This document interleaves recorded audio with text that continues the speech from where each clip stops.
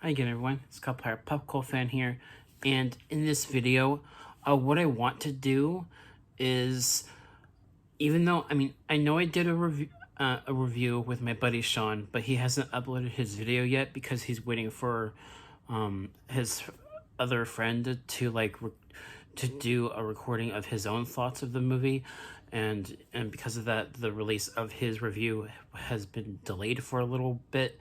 So I'm not sure when Sean will upload the review on his channel. I don't know, but I want to give my own review for the Super Mario movie. I want to have more of an in-depth thoughts in my own video for my channel, just so that way I can talk about the movie more. And I definitely think that Super Mario, it's a love letter to Mario fans. I think for those of you that are Nintendo fans will get quite the treat out of this. And it's mainly that. It's mainly a Nintendo adaptation done pretty well in regards to the animation and all the Easter eggs and references, not just to Mario, but also obviously to Donkey Kong, as he is a major character in this film. And across the board, I loved the voice cast. I didn't think anyone was bad casting at all. And I know there was the whole controversy involving Chris Pratt as voicing Mario, and personally, I thought the voice worked throughout the film. The marketing for the movie didn't really do the voice very good service, I guess. But you watch the film, and the voice, it works. The Mario voice works with Chris Pratt's performance. It all works within the story. And another big criticism about this movie is that it doesn't have much of a story. And I can kind of see that. It does have a story, but I will admit that this movie goes at a really quick pace. It goes from one point to another, to another, to another, in very quick succession. So in that way, this movie does feel a little bit rushed, because it goes at such a quick pace, and it could have had more. It could have had more. And definitely something I think that this movie needed was more of an explanation for certain things. I think there should have been more of a reasoning as to what Bowser is doing, more of a reasoning as to, more backstory to some of these characters. I think that's something that this movie needed. Just more explanation, more time with these characters. And just creating more small moments that add to the characters. That's, I feel like, what the movie needed, and it didn't have it. And don't get me wrong, I really enjoy this movie.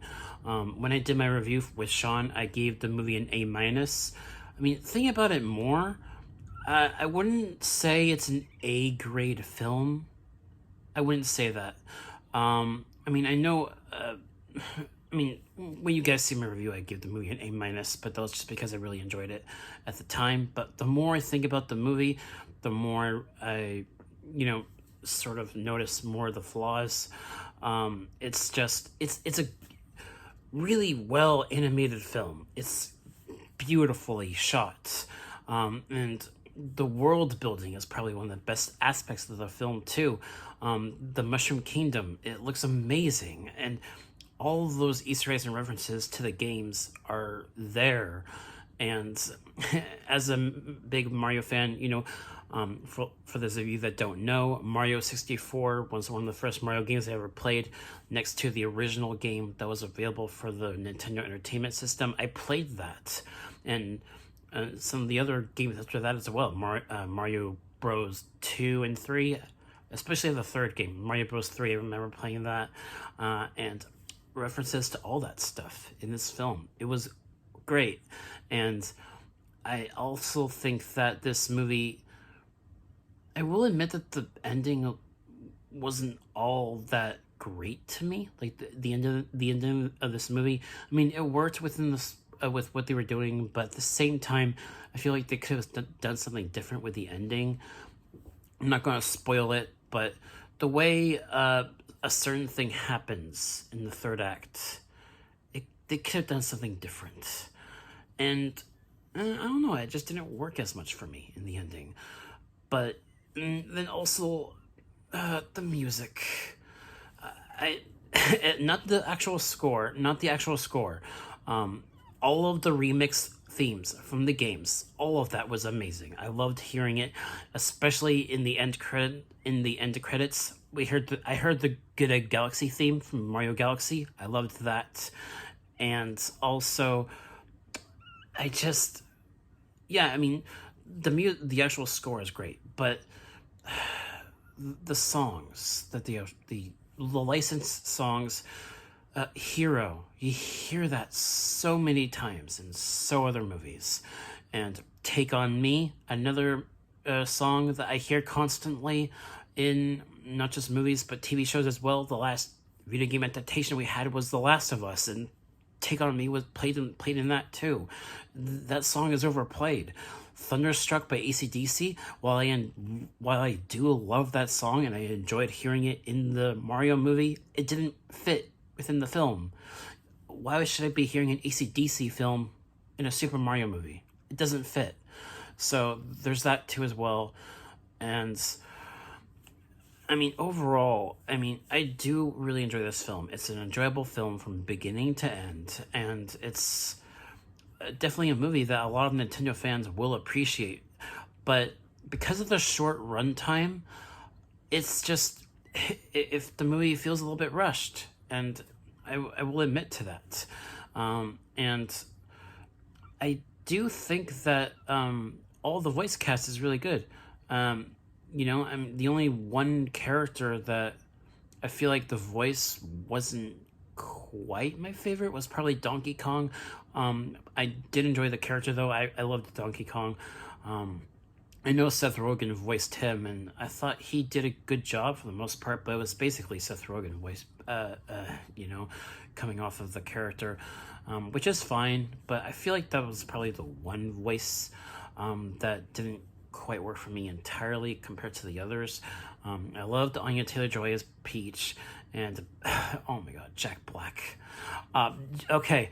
Jack Black as Bowser, easily Scene Stealer. I love him. I loved Bowser in this movie. He was easily my favorite character in this film. He stole the show, especially. Oh my god! Like, I loved that what they did with Jack Black's Jack Black as Bowser. He had a song in the movie. Jack Black had a song singing as Bowser, and that was freaking. I loved that. That was really funny, and yet I loved that we got to get that in this film as well, and it's it's a movie that I do really enjoy, but I noticed quite a few of the flaws. It's not a perfect film, and I do. Let's see, if I had to give this film like a proper grade, it might be closer to a B minus for me. I don't think it's a terrible film, but I don't think it's an amazing film either. But it is still a very decent, enjoyable film. Not gonna lie, and I know once Sean uploads his video, I know I said in that video that I gave the movie an A minus, but in retrospect, the more I think about the movie, I think a B minus is a more proper grade, at least for me, for this movie. The more I think about the film and all the flaws that it has, and also there was also a post-credits scene that this movie had, and while I did like it, I feel like they could have done something different for the post-credits scene too as well, because there's one character that you see throughout this film, Aluma from Mario Galaxy. I feel like they could have teased something a little bit more in that post-credit scene in regards to that Luma, that they could have teased Rosalina maybe in a possible sequel. I feel like they could have done that, but the post-credit scene was fine. It was fine, but yeah, that's my review for the Super Mario movie, and I can't wait to see what they do next. And hopefully, when they do make a sequel to the Super Mario movie, they try to make a decent. They try to improve on it, improve on the story, please. But yeah, it's a good film though. Mainly, if you really want to think about it, I mean, it is a good film. It's just it has a lot of flaws, and maybe I hope Sean sees that too once he sees this video as well. So yeah, that should do it for this video. Thank you guys so much for watching, and I will catch you all in the next one. Peace.